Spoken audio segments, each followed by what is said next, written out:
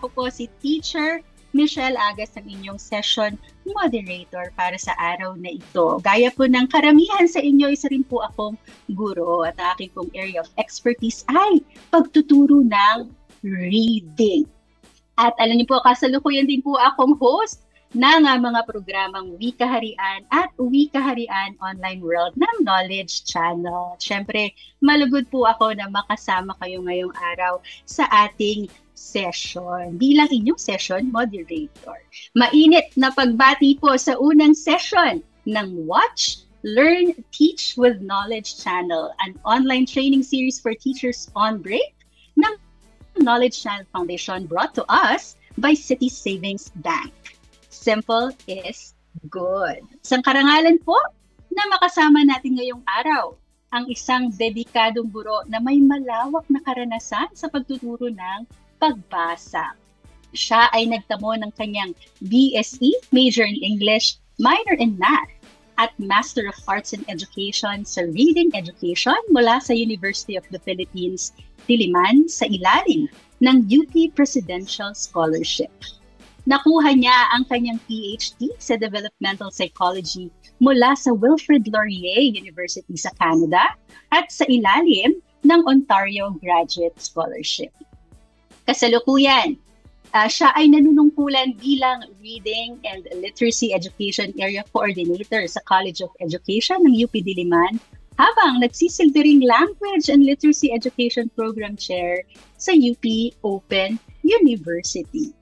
Alam nyo, nagturo na siya sa iba't ibang antas mula, pakinggan nyo to mula preschool hanggang doctoral levels at iba't ibang uri rin ng mga mag-aaral ang kanyang naturuan na, pati na rin sa sari-saring konteksto at lugar.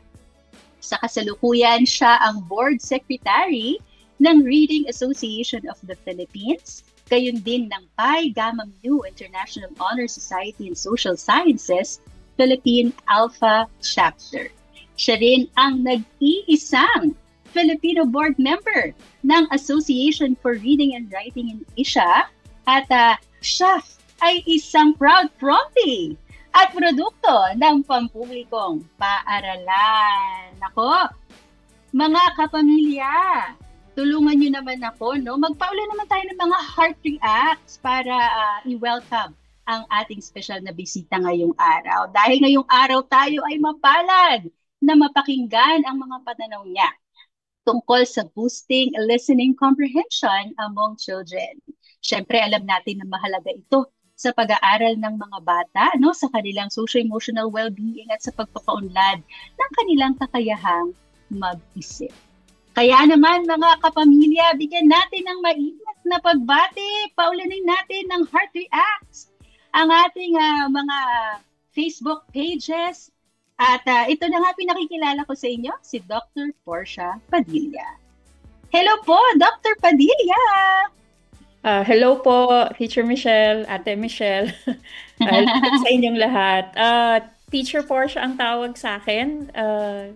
Teacher Michelle, baka pag tinawag mo akong doktor, susunod, hihingi ka ng reseta. Halos 2 linggo ako ang binibigyan ng reseta ng mga medical doctors. Sige, Teacher Portia na lang po. Ayan, kumusta po kayo ngayong araw? Okay naman, mainit nga lang. Wala tag-araw talaga Ganyan tayo sa Pilipinas. Pero kahit na mainit, talaga namang napakarami nating mga viewers at nag-aabang at handang-handa ng makinig sa inyong i-share sa amin ngayong araw. Kaya naman, Teacher Portia, the screen is all yours. Salamat, Teacher Michelle. Buti na lang, virtual, online. Natakot ako bigla dun sa nag-aabang. Naabangan ako sa labas. Hindi ako maka-uwi ng buhay. Ganun ba? Sige po, Our first session, hopefully matapos po natin within the hour para po may oras din tayo para sa Q&A at saka mamaya doon sa next session po.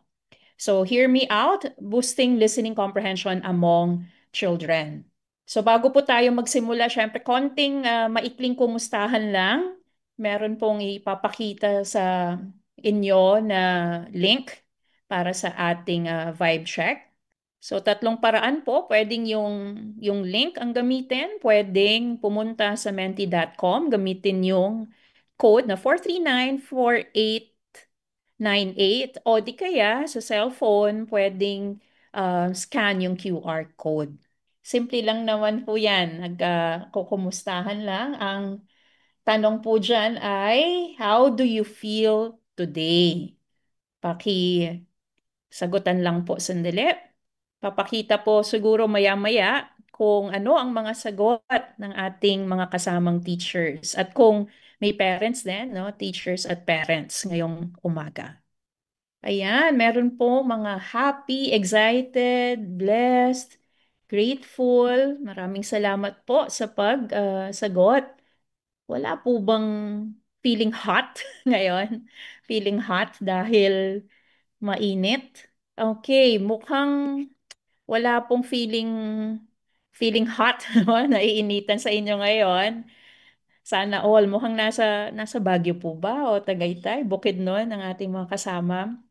Ako po kasi, gaya nung nabanggit ko kanina, ay feeling naiinitan ngayon, no? At kung titingnan po natin yung susunod na slide, makikita nyo na ang taas ng temperature, no? Kasi ang taas ng taas po ng araw ngayon dito sa Maynila. So yan po, nakikita nyo yung mga sagot ng ating mga kasamang participants. At ang namamayaning sagot po ay happy, motivated, ready, no? High energy. Maraming salamat po. Oh, sana kung gaano kataas ang temperature dahil sa init ngayong tag-araw, ay ganun din po kataas ang ating energy at ang ating level of happiness and gratefulness. So tingnan po natin yung susunod na slide para makapagpatuloy na tayo ngayon. Ayan, sabi ko nga po, feeling hot po ako kasi mainit, no? At nung bata ako at hanggang ngayon, kapag mainit ang panahon, ay ang aking naiisip ay ice cream. Kaka-ice cream ko lang po nung isang araw. At dahil laking probinsya ako, proud from the ika nga, inaabangan ko yung kalembang ng Mamang Sorbetero. At titingnan po natin ngayon ang excerpt doon po sa isa sa mga videos, no, ng Knowledge Channel sa Wika Harian. Ito po ay ang Mamang Sorbetero. Pwede po kayong sumabay sa pagkanta habang pinapakita ng mga taga-Knowledge Channel yung Mamang Sorbetero. Meron po akong itatanong mamaya pagkatapos nating panoorin ang Wikaharian video na ito.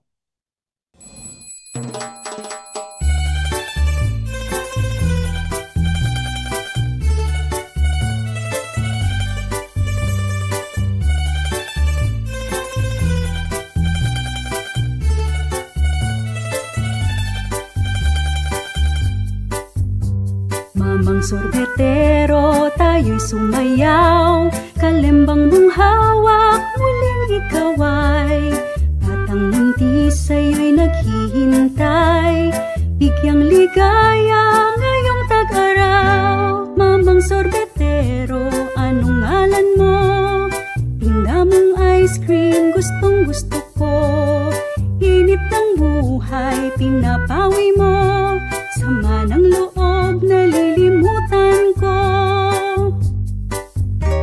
Mamang sorbetero, tayo'y sumayaw, kalembang mong hawak, muling ikaw ay batang munti sa'yo'y naghihintay, bigyang ligaya ngayong tag-araw. Basta ng ulap sa himpapawid, korting sorbete sa pisngi ng langit, mata ng dalagay nananaginip, mayroong sekretong nasa sa isip. Mamang sorbetero, tayo'y sumayaw, kalembang mong hawak, muling ikaw ay batang muntis sa'yo'y naghihintay.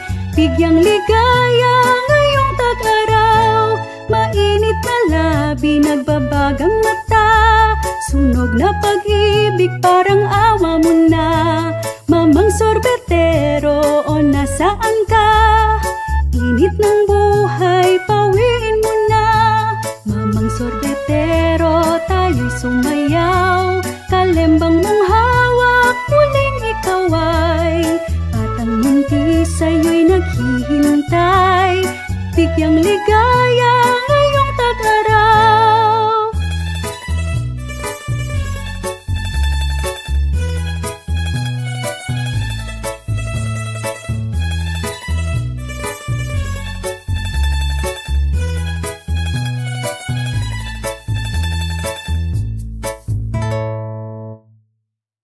Ayan, maraming salamat po. Sana napakanta kayo kung alam niyo yung kanta. Pero kung hindi niyo po alam yung kanta, okay lang yon. Sana ay nakinig kayo. Tandang-tanda ako si Celeste Legaspi, yung original na kumanta niyan. Pero dun sa video na yon, boses po yon ng ating host at moderator, no? Si Ate Michelle, si Teacher Michelle. Ang tanong ko po ngayon sa inyo ay, what will make it difficult for your students to understand the song Mamang Sorbetero? Ano po kaya ang magiging mahirap para sa kanila na maintindihan nila yung kantang yon? So halimbawa, kahit nakikinig lang sila o kahit makita man nila yung video, mapanood nila, pero hindi pa sila marunong magbasa at yung pagkanta ang kanilang pinapakinggan, ano po kaya? Ano yung sa tingin nyo yung magiging dahilan kung bakit magiging mahirap para sa kanila na maintindihan yung kanta? Vocabulary words daw po, medyo malalim, no? Use of vocabulary words, especially deep Filipino words. Language barrier. Oh, kung hindi po nila, kung hindi sila masyadong familiar sa wikang Filipino o wikang Tagalog, no? Yung meaning of words. Okay, yung language na Filipino. O yun pong may follow-up question po ako. Okay lang. Sorry po ha. Meron pong nagsabi na may mga deep na words daw po sa kanta, no? Pwede po bang pakilagay sa comment section kung ano po yung ano po yung mga mahirap na kantang salita na yon? Cultural context, baka yung iba hindi na kilalang mga mamang sorbitero. Kalembang. Kalembang mong hawak. Ay, may nagsabi, language barrier. Karamihan sa mga bata ngayon mas prefer ang English. Oh, pero ayon po sa pag-aaral, sa iba-ibang wika sa Pilipinas, ang wikang Tagalog po na pinagbatayan ng Filipino ang may pinakamaraming nakakaintindi sa buong Pilipinas. May mga historical references, may figurative language. Okay, pati daw yung salitang munti, baka hindi na alam ng mga bata. Maraming salamat po sa inyong mga komento, sa inyong mga sagot. Mukhang ang dami po, no, na magiging mahirap para sa mga bata na maintindihan yung kanta. Ang tanong po natin ngayong susunod ay, ano po kaya ang pwede niyong gawin para matulungan yung inyong mga estudyante o kaya yung anak, halimbawa, na maintindihan yung kanta. Kahit isa lang po, no? Isang sa tingin nyo pwede nyong gawin para tulungan ang inyong mga estudyante, mga anak para maintindihan yung kanta o yung awit. Use synonyms, context clues, pictures, images, exposure, unlock the words. Yan, may context clues ulit. Pictures. Medyo nagte-trend po yata yung context clues at saka pictures. Song with pictures, with videos. Okay. Siguro po ay simulan sa bahay ang pagsasalita ng Filipino. Okay. Salamat po sa inyong mga ideas and suggestions, no, sa inyong actions, no, na gagawin. Siguro po tatanungin nyo ako, bakit ba kami tinatanong lang ganyan? Kasi po, kaugnay po ng session natin ngayong umaga, itong unang session ngayong umaga, ang inyong ginawa. Sana po pagkatapos ng session natin ay makamit ang mga objectives para sa unang session na ito, which are the ones on the slide. So, hopefully, you'd be able to explain the link between listening and reading comprehension. Alam po natin na itong umagang ito ay para sa reading. Baka yung iba nagtatanong, tungkol sa reading, bakit yung unang session tungkol sa listening comprehension? So mahalaga po na alam natin kung ano ba ang koneksyon ng listening comprehension sa reading comprehension at makita din natin ano ba yung mga pangunahing dahilan kung bakit nagkakaroon ng difficulty sa listening comprehension ang ating mga estudyante. At makita rin kung ano yung mga pwedeng gamiting strategies and techniques in developing listening comprehension among them. So hopefully po mapagtulungan natin na ma-achieve ang mga objectives na ito para sabi nga achieve na achieve. And so moving on, focus na po tayo sa unang topic natin ngayon at iyon ay ang link between listening comprehension and reading comprehension. Ayon po sa maraming pag-aaral sa iba't ibang bahagi ng mundo, simple lang daw po ang kailangan para magkaroon ng reading comprehension. At iyon ay ang product ng word recognition at language comprehension. Yung WR po ay word recognition, minsan tinatawag na decoding, yung language comprehension, yung LC, na madalas ding tawaging listening comprehension. Habang yung RC ay ang reading comprehension. So in other words, even if a child can read all sorts of words very well, if there is no listening comprehension, there will be no reading comprehension later on. Bakit po? Kung ang galing-galing niya, 100 siya sa word reading, word recognition, sa decoding, kahit 100 pa po siya dyan, kahit 101% pa po siya dyan, kung 0 ang kanyang listening comprehension, wala pong mangyayaring reading comprehension. Kaya po product siya, hindi po siya sum. Hindi pwedeng maging 0 ang isa dyan. O pag mababa yung isa dyan, halimbawa ang listening comprehension ay mababa, walang reading comprehension na mangyayari.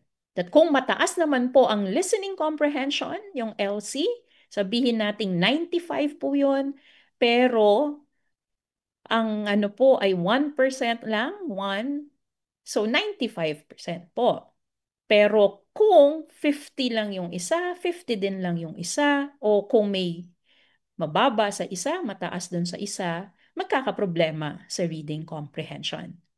In fact, ayon po sa mga pag-aaral, ang laki ng contribution ng listening comprehension sa reading comprehension, lalo na sa mga mas batang estudyante. Makikita niyo po yan sa susunod na slide. So the contribution of listening comprehension to reading comprehension even increases over time. So magsisimula yung mataas, no, na importansya ng listening comprehension sa maliliit na bata at nadadagdagan pa po yung contribution nun kapag umaakyat na ang grade levels ng mga estudyante. Pero pinakamalakas yung contribution at pinakamalaki yung contribution ng listening comprehension sa reading comprehension kapag nasa early stages of reading development pa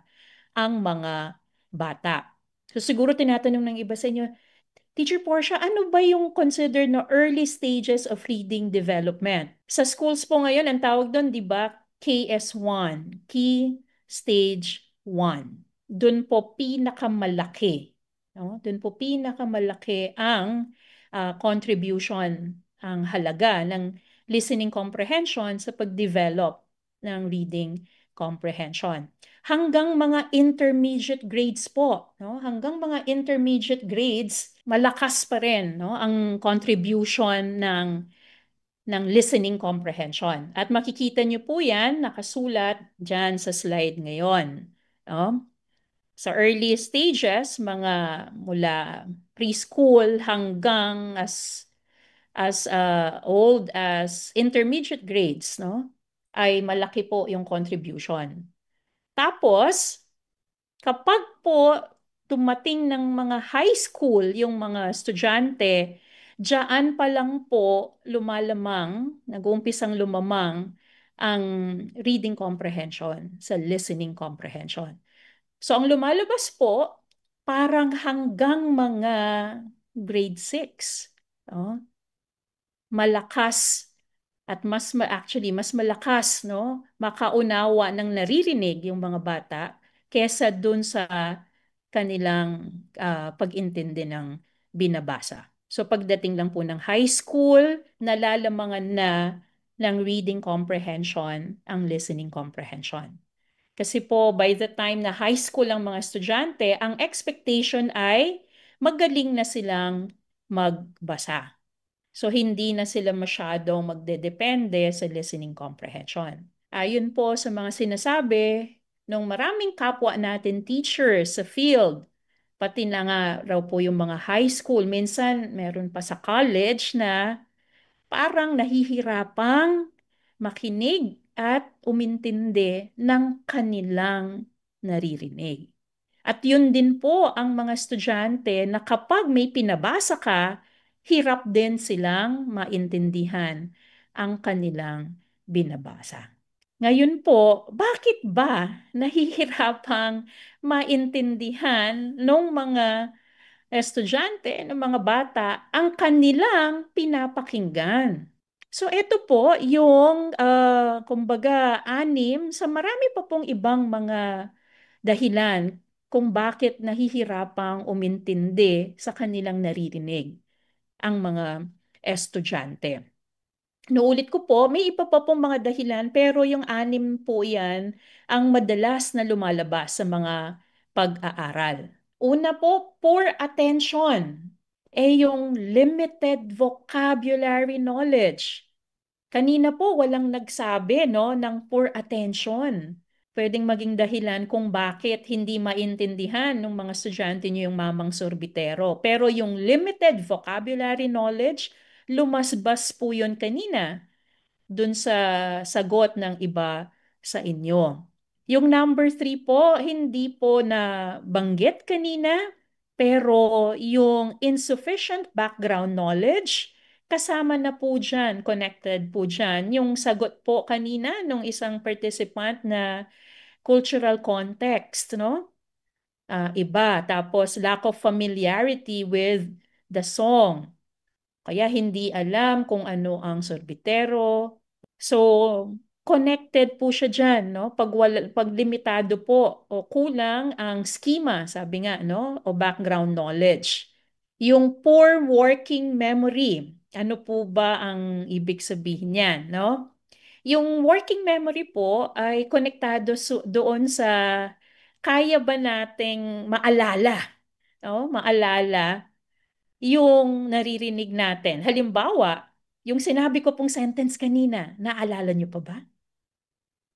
Kasi kung hindi na po, ay lalo niyo siyang hindi maaalala mamaya o bukas o sa next week. Oh. Kaya tinatanong po natin minsan, ba't ganun yung mga bata? Kasasabi ko lang kanina, hindi na nila naalala. Sinabi ko lang kanina, tapos sinabi ko ulit. Tapos ngayon sa quiz, sa dulo ng period, 40 minutes lang yung period, parang wala na silang naalala. Okay? So baka po habang nakikinig sila sa atin, no, yung narinig nila na for one sentence, nakalimutan na po nila pagdating sa ating second sentence. Hindi po nila ma-hold sa working memory nila.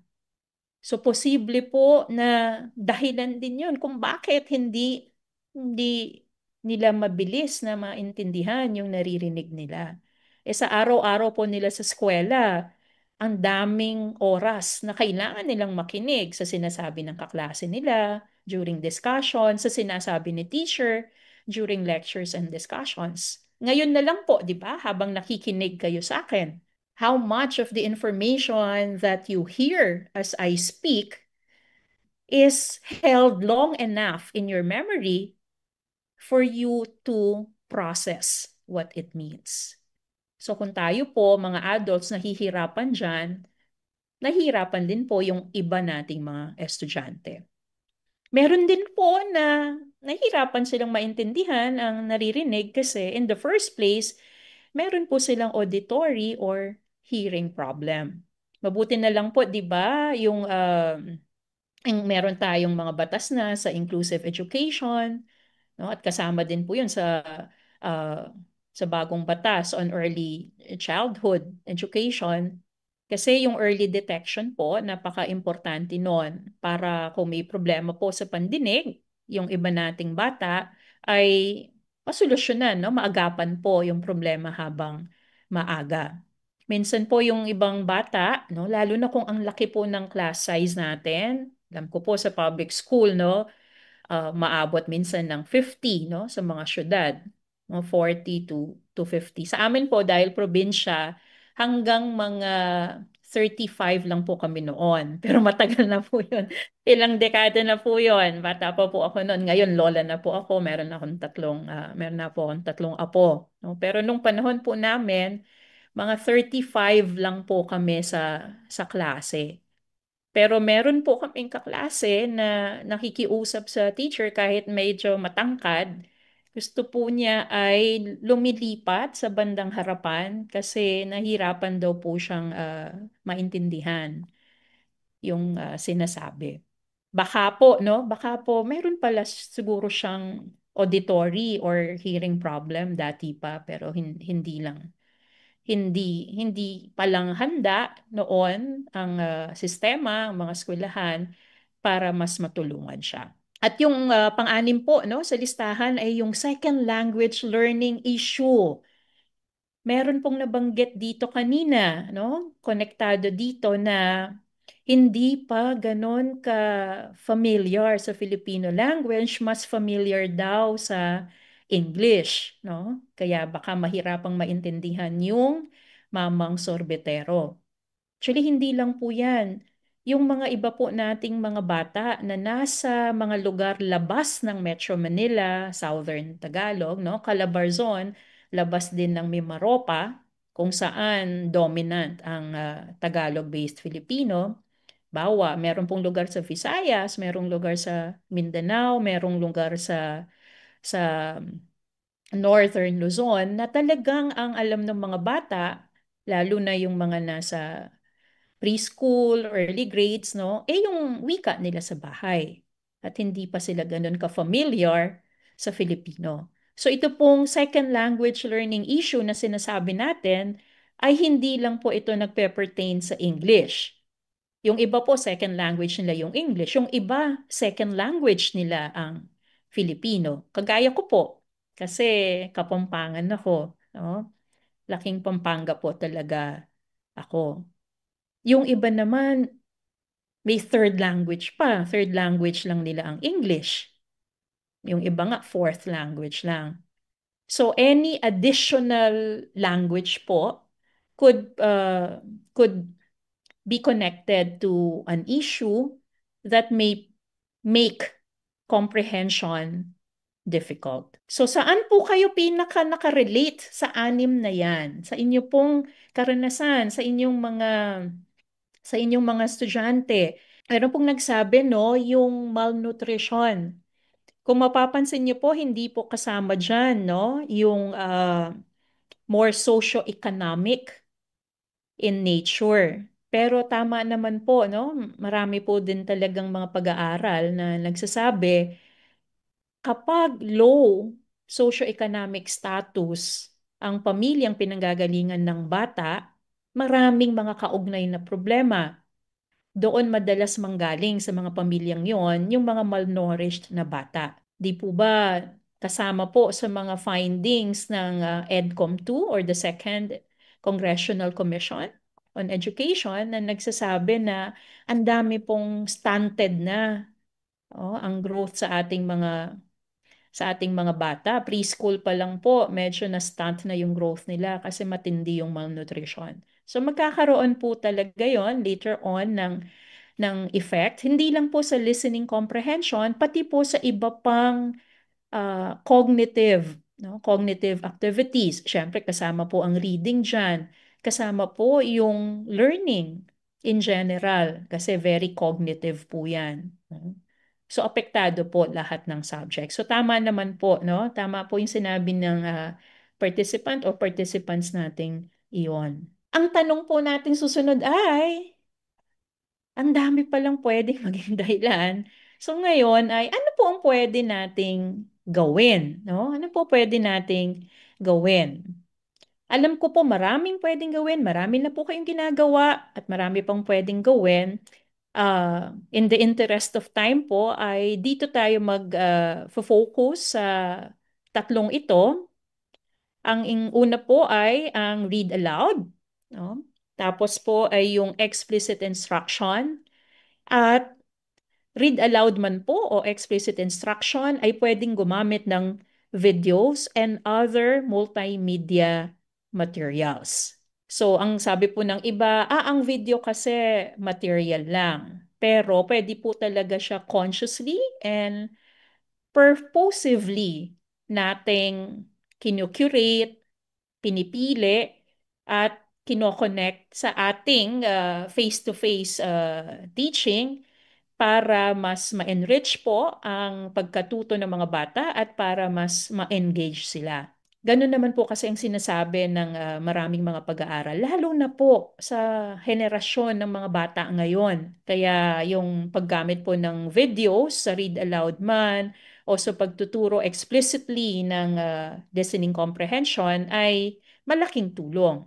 Basta po naka-align sa topic, naka-align sa objectives natin at appropriate po, no, ang laman ng video, appropriate din yung gamit natin sa video kaugnay ng ating lesson in general. So tingnan po natin ngayon ng mas malapitan yung read aloud. Ang read aloud po ay isang particular method or strategy that requires fluent reading on the part of the teacher o kaya on the part of the parent or whoever is reading to the students.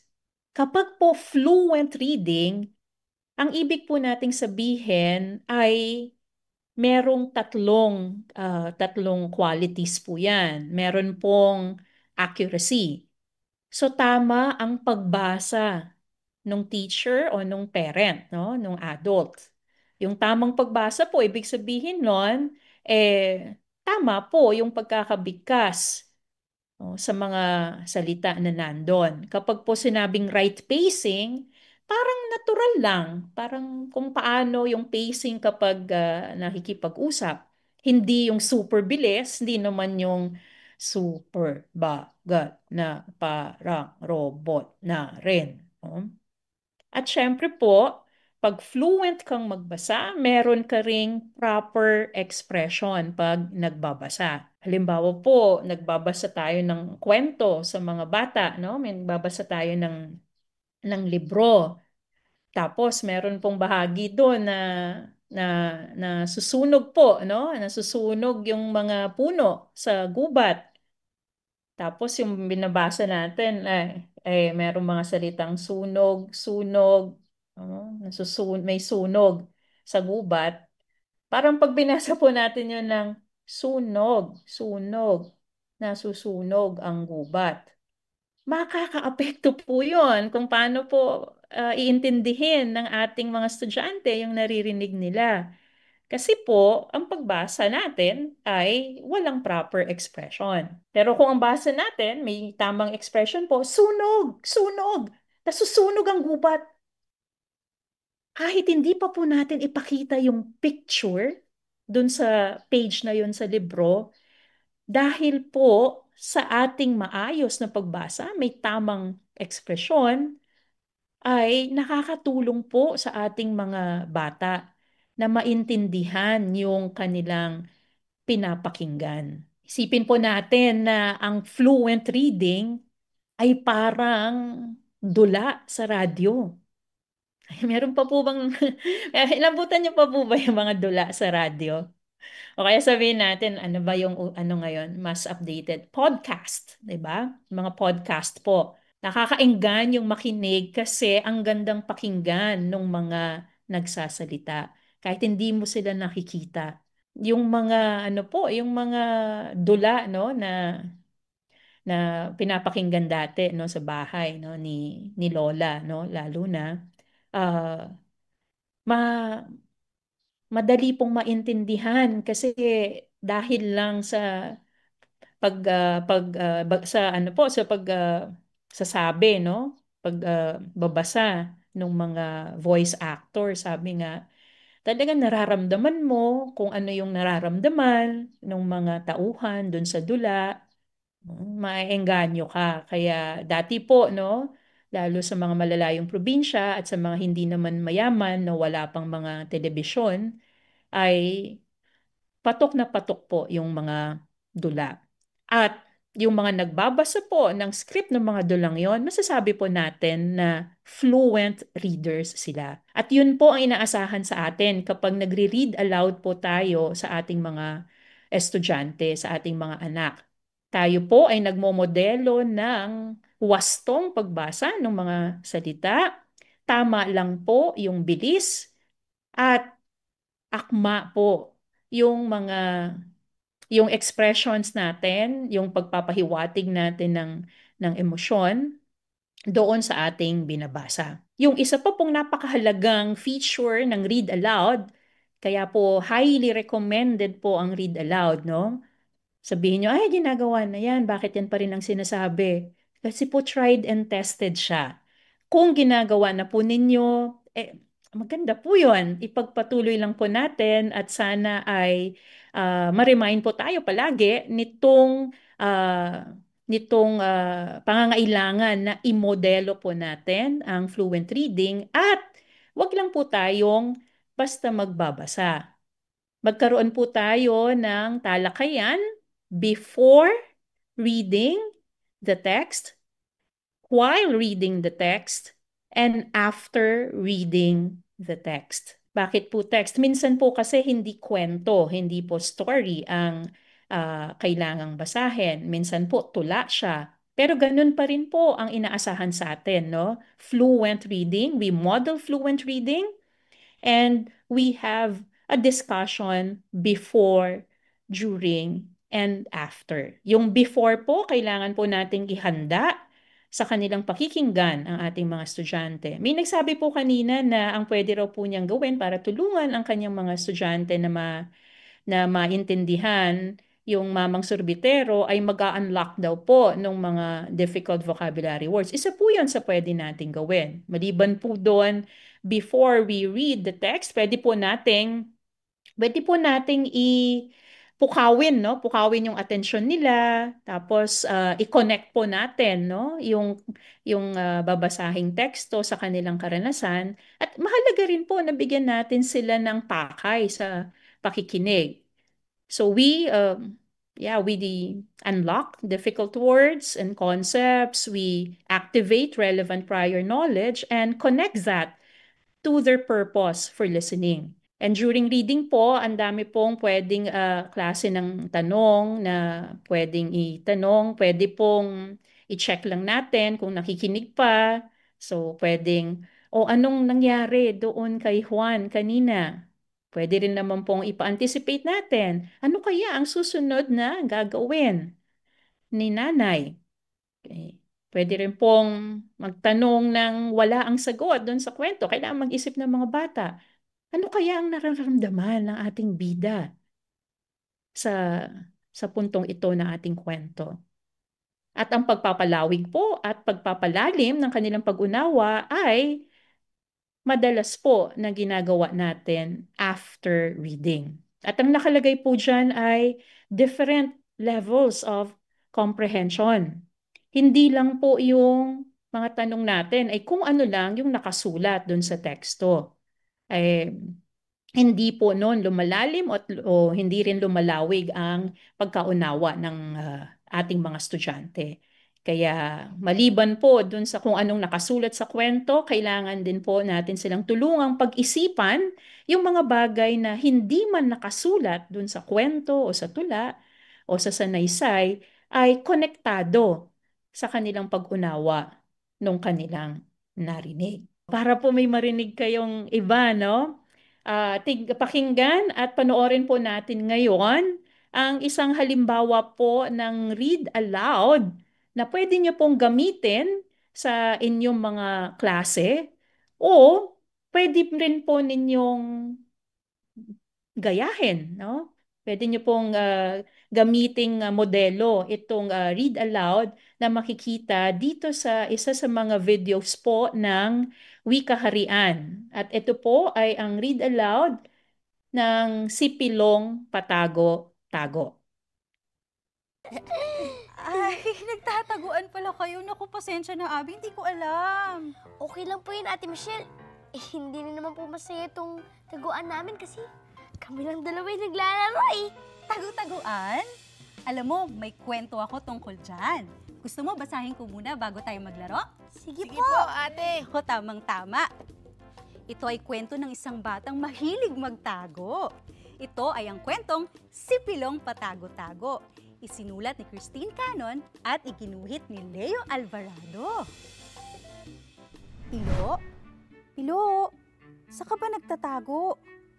Pilo? Pilo? Pumasok ka na sa bahay.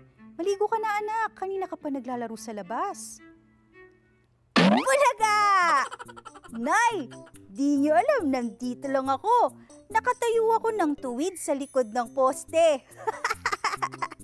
Pilo, Pilo, saan ka ba naroon?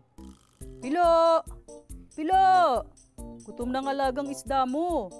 Halika, Pilo, pakainin mo na ito. Pasok na ako sa opisina. Sino kaya ang naghahanap kay Pilo? Pagmasdan ng larawan. Sino kaya siya? Tignan natin kung tamang sagot nyo, ha? Bulaga!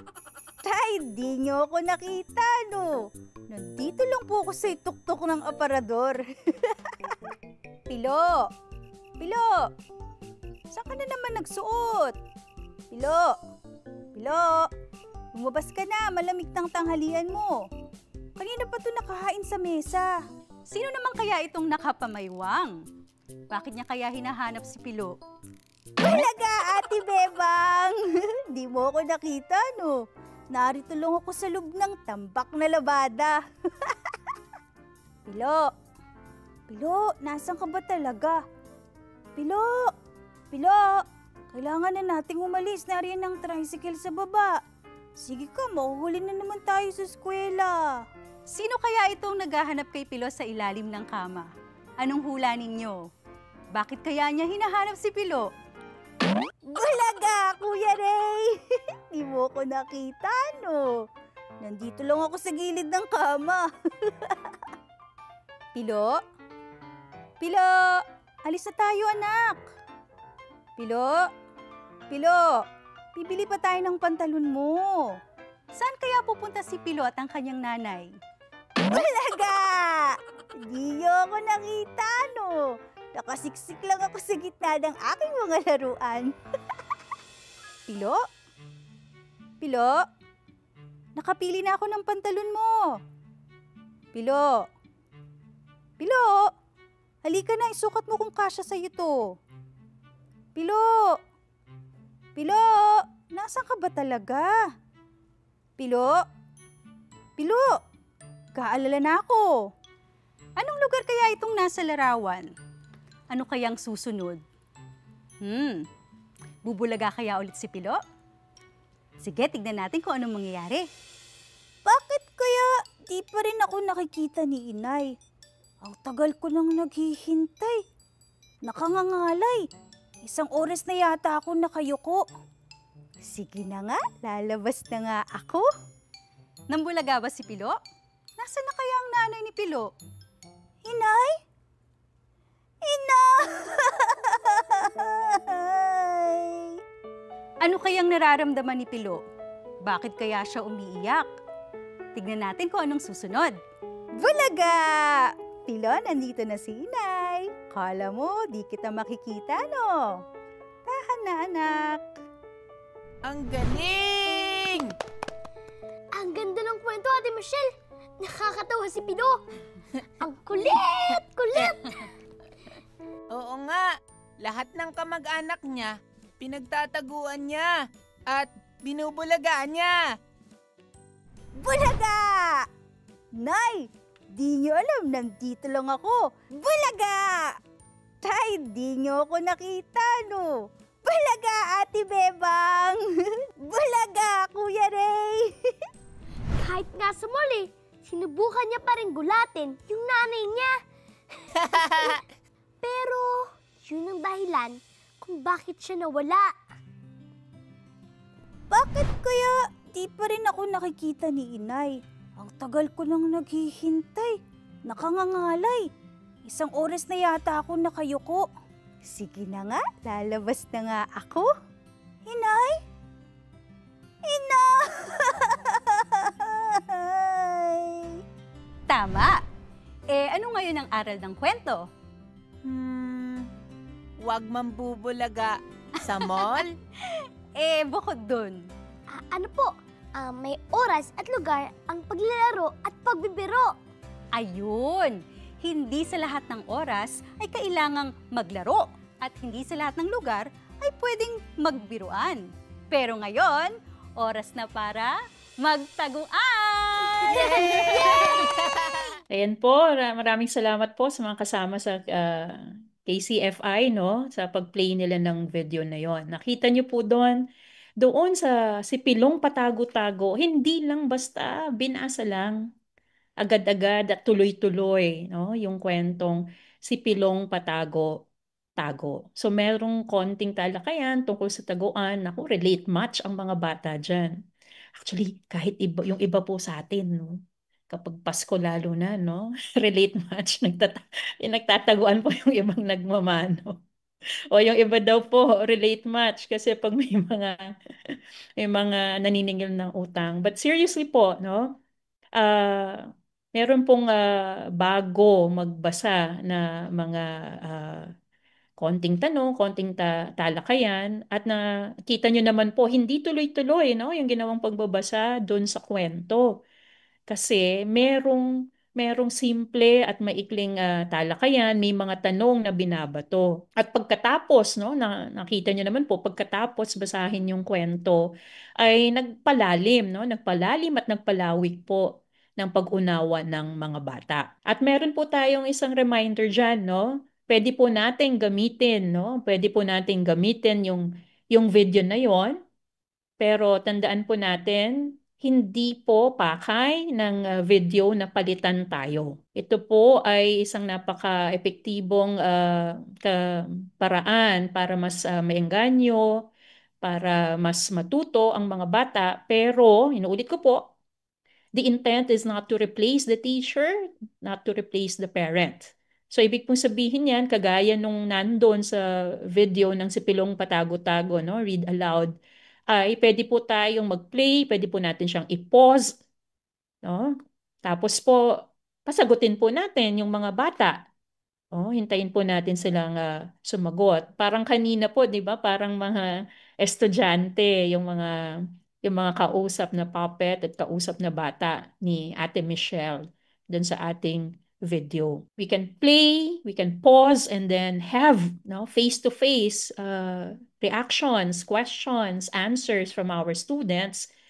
Then we play again at kung kailangang mag-rewind, ika nga, kung kailangang ulitin, nasa atin po 'yon bilang mga guro, no? Depende po sa sitwasyon, depende doon sa pangangailangan ng ating mga bata, depende sa layunin ng ating paksa. So nagbibigay po talaga ng pagkakataon na maihayag ang kanilang pag-intindi sa mga kaisipan. Parang meron pong tanong kanina, no, doon sa comment section sa Facebook. Ano raw po ang pinagkaiba ng storytelling sa read aloud? Yung storytelling po kasi ay minsan hindi mo kailangang gumamit ng libro, no? At ang storytelling, talagang kwento lang po ang isinasalaysay. Pero pag read aloud po, meron po talagang libro na ginagamit. Kahit hindi ang bata ang nagsasalita, nakikinig, no? Nakikinig, pwedeng ginagamit din yung mga illustrations, no? At yung libro po na binabasa, hindi sa lahat ng oras ay kwento ito. Kagaya po na nabanggit ko kanina, pwedeng tula. Minsan po, impormasyon, no? Halimbawa po sa early grades, no? Sa preschool, pwede pong counting book minsan, no? Counting book ang librong binabasa. Kagaya po, merong libro na counting book, yung EDSA ni Russell Molina. Pwede pong i-read aloud yon, hindi siya kwento, no? Pero isa siyang libro na nagbibigay at nagtuturo ng impormasyon tungkol sa pagbilang, kasama na yung ilang mga pangyayari sa ating kasaysayan. Okay po, ngayon, punta po tayo sa explicit instruction.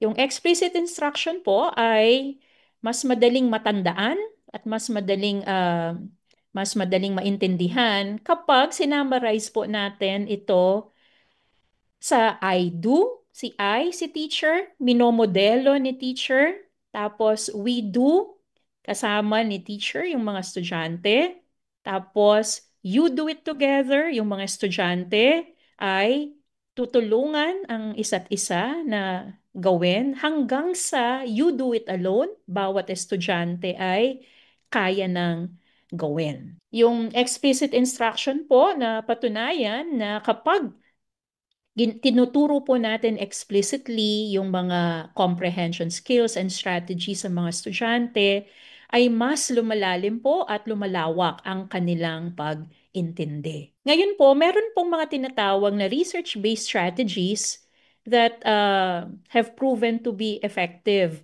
for developing comprehension. 6 po ang madalas na pinapakita sa mga pag-aaral, pero maliban po sa 6 na yan, monitoring comprehension using graphic organizers, answering questions, generating questions, recognizing text structure. Yun po, text structure kasi minsan yung teksto po hindi kwento, minsan tula siya, minsan naman parang essay, no? Information. Summarizing, no? Maliban po dyan, meron din pong mga studies na ang visualizing daw po. Imagine niyo nakikinig yung bata, no? Tapos walang picture na pinapakita. So kung na-visualize po niya, yung naririnig niya, nakakatulong daw po yun para mag-intindi. Tapos yung paggamit ng relevant background knowledge at syempre po yung pagbibigay ng connection sa naririnig doon sa sarili niyang buhay. Yan po yung relate match, connect match. Pero ngayon po, dahil limitado oras natin, medyo bibilisan ko na po ito, ay magfo-focus po tayo dun sa generating questions and answering questions. Ito po kasi yung magandang ipaalaala sa ating lahat dahil minsan po may mga nakakalimutan tayo dahil masyado na nating madalas gawin. So ang pagpapaalala po dito ay yung iba-ibang levels ng comprehension. Ito pong levels of comprehension na to, hindi lang po siya for listening comprehension. Ito rin po ang levels of comprehension kapag reading comprehension. Ang listening comprehension po ay ang pag-intindi ng sa naririnig, habang ang reading comprehension ay ang pag-intindi o pag-unawa sa binabasa. Ang 5 levels po ayon sa iba-ibang modelo na kapag at mga teorya, pag-aaral at pag pinagsama-sama po, 5 yan, literal, interpretive or inferential, tapos po andyan yung critical or evaluative, kasunod po ng integrative at yung huli ay ang creative. Tingnan po natin sandali, no? Isa-isa ang mga yan. Ano ba yung literal? So kagaya po ng pagkakaintindi natin sa salita, ang literal ay ang tanong ay masasagot gamit yung nakasulat doon sa teksto. Halimbawa po, yung kwentong si Pilong Patago-Tago, sagutin nga po natin ito. Sa kwento, sino ang batang tago ng tago? Pakisagot po sa comment section. At yung mga sumagot po, tama kayo. Si Pilo. Paano niyo po nalaman na si Pilo? Kasi nakasulat doon sa kwento. Susunod po ay ang interpretive or inferential. Ang sagot po sa tanong na yan ay hindi na nakasulat doon sa kwento o sa teksto. Ito po yung kailangan mo mag-infer o mag-intindi between the lines. Halimbawa, bakit kaya siya mahilig magtago? Bakit kaya mahilig magtago si Pilo? So, kailangan po ngayong mag-isip ng bata.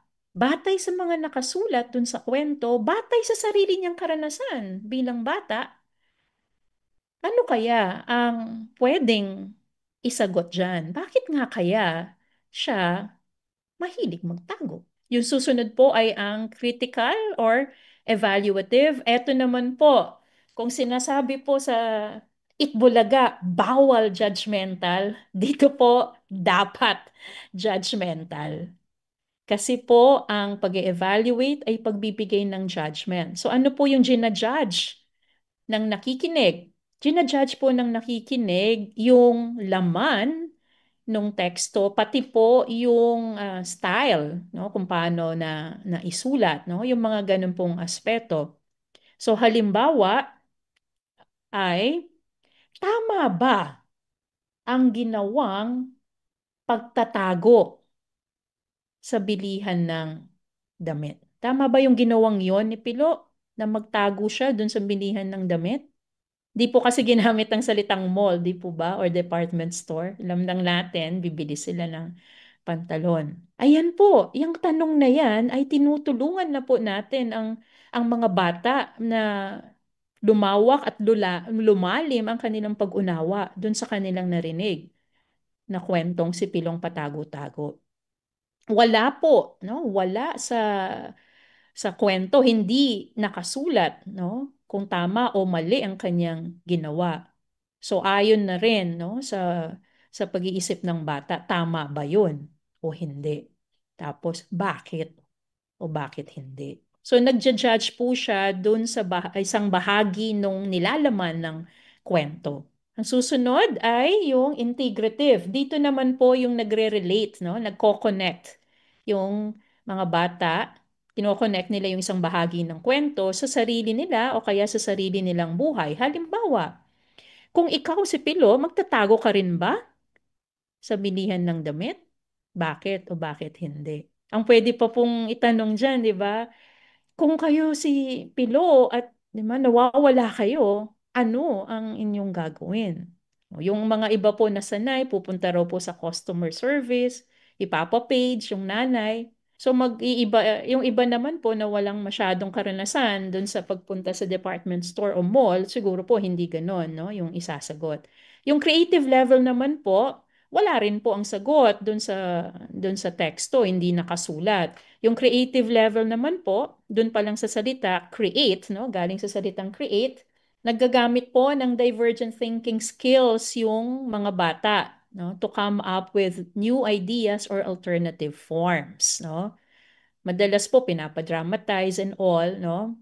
Pero hindi po time consuming ito, pero yung thought process po na nangyayari, no, mas malalim, mas malawak. Pwede naman pong itanong ang simpleng tanong na anong ibang wakas ang pwede mong ibigay sa kwento?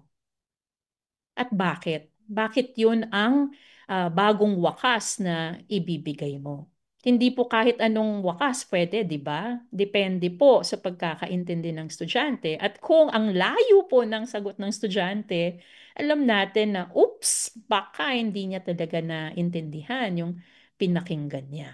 At pinag-uusapan na rin po natin yung pakikinig. Makikinig naman po tayo ngayon sa isang kwento sa wikang Ingles. So we will listen to the tale of Lady Cabbage.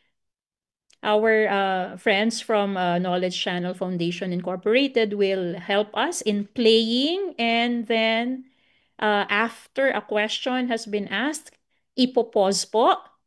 Tapos, tatanungin po natin, sarili natin, what is the level of comprehension of the question? Is it literal, interpretive, evaluative, critical, integrative, or creative? Kung mapapansin niyo po, parang may practice na po tayo ngayon. Tinatry po nating sundan yung explicit instruction. I do, we do it together. Later on, you would do it by yourselves. This is the tale of Lady Cabbage, or in Filipino, Ang Kwento ni Binibining Repolyo. Story by Serene Wee. Let me tell you a little fable about a boastful vegetable. She called herself Lady Cabbage.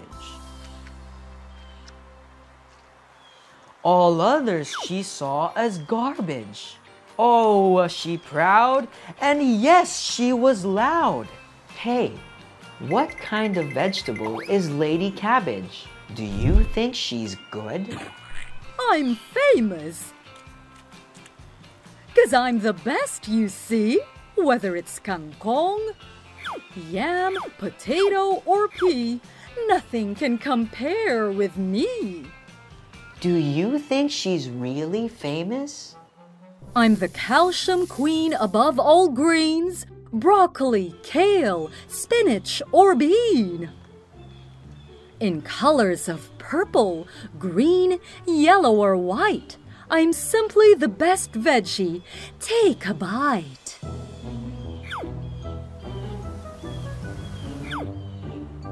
I'm the one and only queen of greens. Zucchini, parsley, lettuce, or soybeans. Constantly sprouting her own, her head grew and grew. It could not be tamed. Till one day came her hour of shame, when Farmer Tong spotted our cabbage dame. Who spotted Lady Cabbage? What will he do to her? There was Lady Cabbage, basking in her bed. Farmer Tong smiled and cut off her head.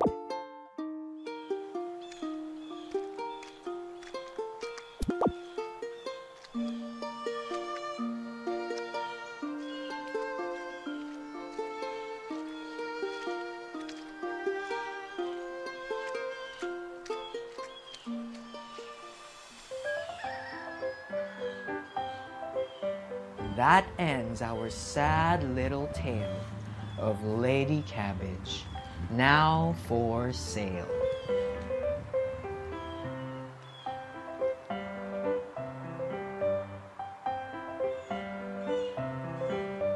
The Tale of Lady Cabbage. Let's see if you listened well to the story. Answer these questions. Where did the story happen? What level of comprehension is that? Where did the story happen? Is it level 1, 2, 3, 4, 5 in the farm? Okay, level of the first level, literal lang po kasi nakasulat doon sa kwento iyon. Ayun naman pong next question. This is the tale of where did the story happen? So, where did the story happen? In the farm, literal lang po yan. Level 1, next. Okay. Which vegetable did not appear in the story? Which vegetable did not appear in the story? Anong level po yon, teachers? Our dear participants. Tama po, yung sumagot na level 1, no? Kasi noting details lang po yan. So ano po yung pwede nating gawin yan, no? Kasi meron po pong ibang tanong dyan at karamihan po ay level 1. Ibig sabihin po nun, magdagdag po tayo ng ibang mga questions kasi tayo po ang teacher. Isang pantulong po yung video na yan, no? Tapos, pwede po nating dagdagan, pwede nating susugan. Hindi po niya tayo nire-replace. Okay po? Ngayon, para po makapunta tayo sa susunod, ay kayo naman po ngayon ang gagawa, no?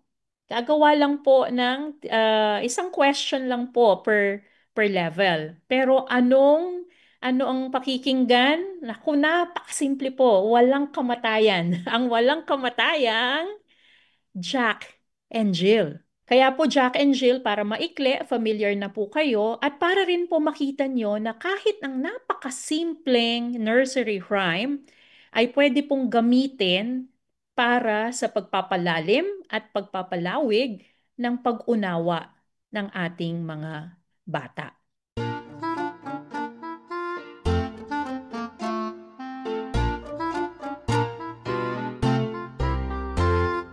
Jack and Jill went up the hill to fetch a pail of water. Jack fell down and broke his crown, and Jill came tumbling after. Jack and Jill went up the hill to fetch a pail of water. Jack fell down and broke his crown, and Jill came tumbling after. La la la la la la la la la la la la la la la la la la la la, and Jill came tumbling after. Jack and Jill went up the hill to fetch a pail of water. Jack fell down and broke his crown, and Jill came tumbling after. Jack and Jill went up the hill to fetch a pail of water. Jack fell down and broke his crown, and Jill came tumbling after. La la la la la la la la la la la la la la la la la la la la, and Jill came tumbling after. Ngayon po ay kayo na po ang gagawa ng tig-isang tanong lang para sa bawat level. Pakilagay na lang po sa comment section. Tungkol po sa Jack and Jill yung tanong. No? Nasa next slide po iyon. Formulate one question for each level of comprehension. Who are the characters in the song? Actually po, kung tutuusin po natin, hindi po literal yung who are the characters in the song. Kasi po, wala pong nakasulat sa song kung na yung Jack and Jill are characters. Hindi po sinasabi ng song na Jack and Jill are characters. They went up the hill. Okay? So, yun po. Tama po, Ma'am Giselle. No? Kung gusto po natin na talagang literal siya at yung mga salitang ginagamit natin ay naiintindihan ng mga bata, who went up the hill? Tama po, literal. Jack and Jill. O inferential naman po or interpretive. Tama po, no? Si Jeff. Why did they fetch a pail of water? Wala po ang sagot. Doon sa kanta hindi nakasulat. Ano kaya? Ano kaya, Jeff, ang pwedeng, Ma'am or Sir Jeff, ano kaya yung pwedeng sagot doon? Why did they fail why did they fetch a pail of water? Hala, lumalabas yung pagkakapampangan ni Teacher Portia. Yung evaluative or critical naman po. Evaluative or critical. Dito po, dapat judgmental. Ayan po, tama po si Sir Christopher. Was it a good idea for Jack and Jill to climb the hill? Why or why not? So para na po tayong nagtanong, tama ba ang ginawa ng dalawa? Kasi pag nagtanong po tayo, was it good? Was it bad? Was it right? Was it wrong? Pinapa-judge po natin yung bata dyan. Tama ba na? Is it okay? Is it good or is it okay for Jack to wear a crown while fetching water? Alam niyo po, Ma'am or Sir Jeslie May, yung iba pong ibig sabihin ng crown ay hindi po yung corona.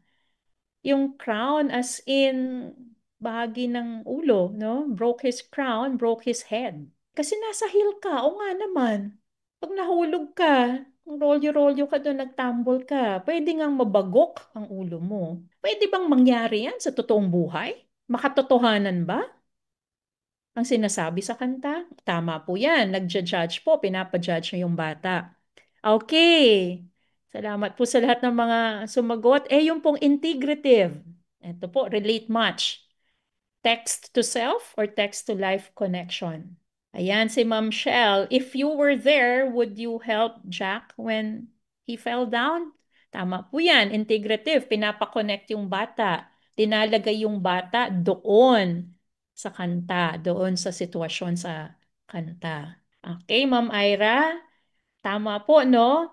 Pero kung mga bata po ang ating tatanungin, medyo pasimplihin po natin at paikliin, lalo na po kung hirap silang maalala ang ang mga naririnig nila. Alam niyo po, nung ako ay student teacher pa lang, require po ako ng aking supervising teacher na bawat tanong ko ay hanggang 12 words lang. Kasi ang sabi niya, mahihirapan ang working memory ng iyong mga estudyante. Pag mahaba, masyado yung tanong mo.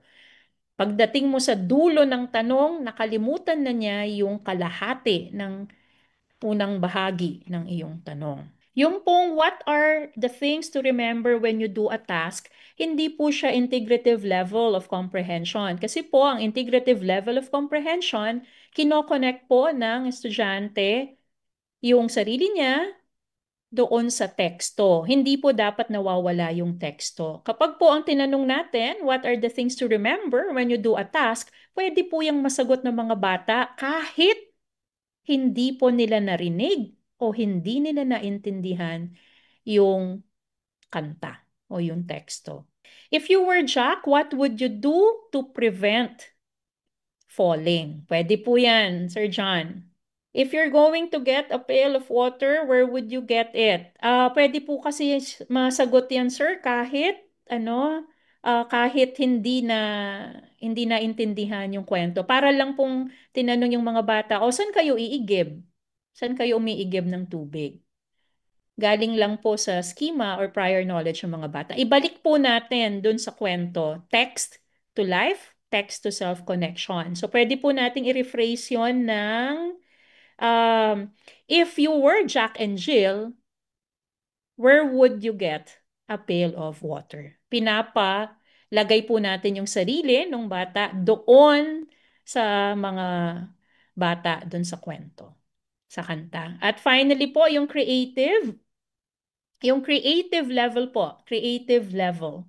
Ma'am Cheryl, are Jack and Jill good examples of human beings? Pwede po nating pasimplihin yun sa mga bata. Are they good examples of children, young children, halimbawa?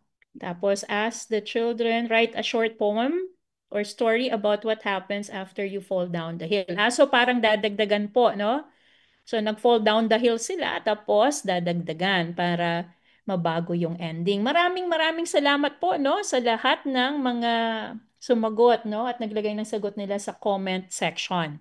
So inuulit po natin, no, at sana kahit mabilisan at maikli yung panahon ay nakita niyo po yung tinatawag nating explicit instruction. At ang explicit instruction po ay kailangan meron munang modeling, kaya po kanina meron explanation, merong example akong binigay, tapos merong konting practice gamit po yung The Tale of Lady Cabbage bago po kayo hinayaan o ni-request na gumawa ng sarili niyong mga tanong.